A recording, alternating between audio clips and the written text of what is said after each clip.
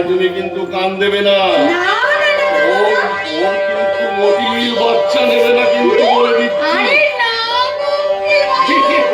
আমি কি নেবো খারাপ নাকি?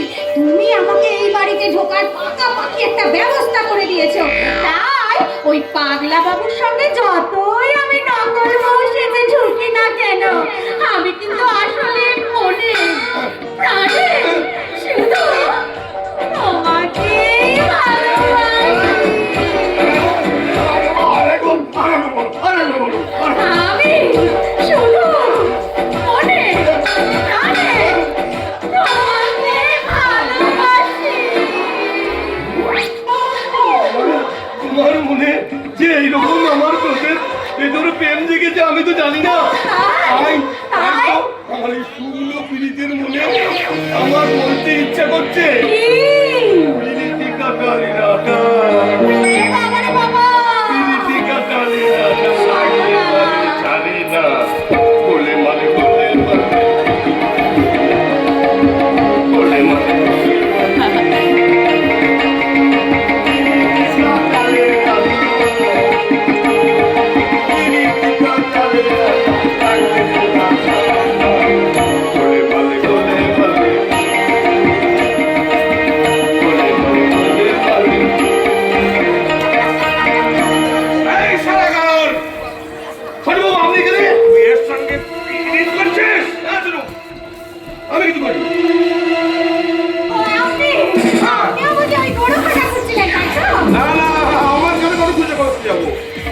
আমি কেন গরু খুঁজে করতে যাবো? তাহলে কি করছিলেন? তুমি যতই লাফাইয়ের মতো ঘুরি বের হও না কেন, লাফাইটা কিন্তু আমার হাতে।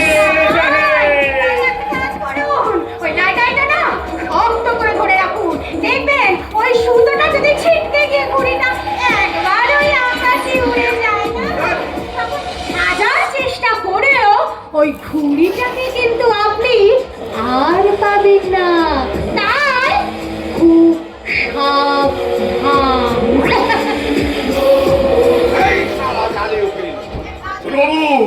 ওর কথা একদম শুনবেন না। ওর পিছনে কি ঘুরে ঘুরে বেড়াচ্ছেন না? আমি কি শুধু শুধু ওর সঙ্গে পীড়িত করছিলাম নাকি? আমাদের কাজটা যাতে ভালোই হয়ে যায় তারই একটা বন্দোবস্ত করছি।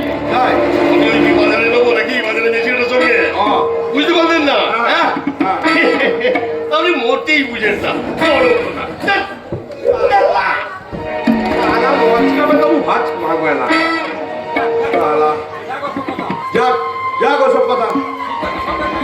সিদ্ধান্ত সরকারকে টাইট করার জন্য আমি কত অস্ত্র ওই গুণটাকে দিয়ে আমি সারা দফা রফা শেষ করে দিয়েছি।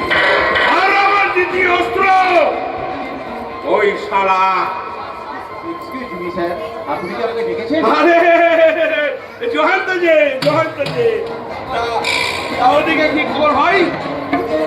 ঠিক আছে, তা ওই কারখানার কাজকর্ম কেমন চলছে? দারুণ চলতেছে। কিন্তু তুমি তো জানো না ভাই, তুমি তো জানো না তোমার দাদা তোমার বিরুদ্ধে একটা ষড়যন্ত্র করছে। কি বলছেন স্যার আপনি?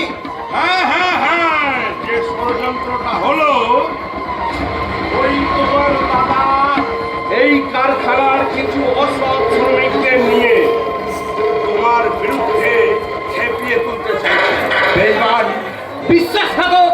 এই তাহলে তোমার আসল লোক, যে দাদার মৃত্যুর পর যে দাদাকে আমি সিংহাসনে বসিয়েছিলাম, সেই দাদা আমার সঙ্গে এত বড় ষড়যন্ত্র করতে চলেছে। কিন্তু কেন কেন কেন কেন কেন তুমি এইভাবে পাল্টে গেলে দাদা? কেন? তুমি বড্ড সরল ভাই, জানতো তুমি তাই বড্ড সরল। তুমি জানো না তোমার ওই দাদা কত বড় একটা ভয়ঙ্কর ভাবের লোক। তাই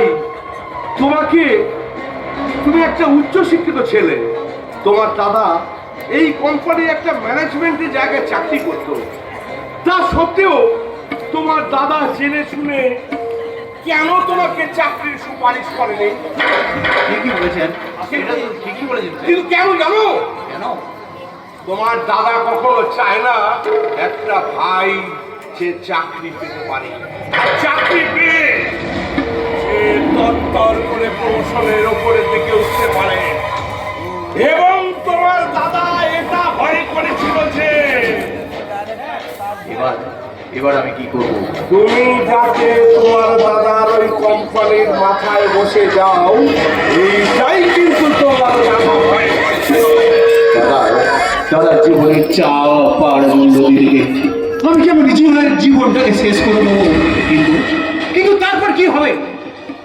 আমার সেই বেকারত্বের জ্বালা আমাকে কুড়ে কুড়ে খাবে, আর আমার সেই বেকারের জ্বালায় কুড়বে হয়তো আমাকে ছেড়ে চলে যাবে। কিন্তু না!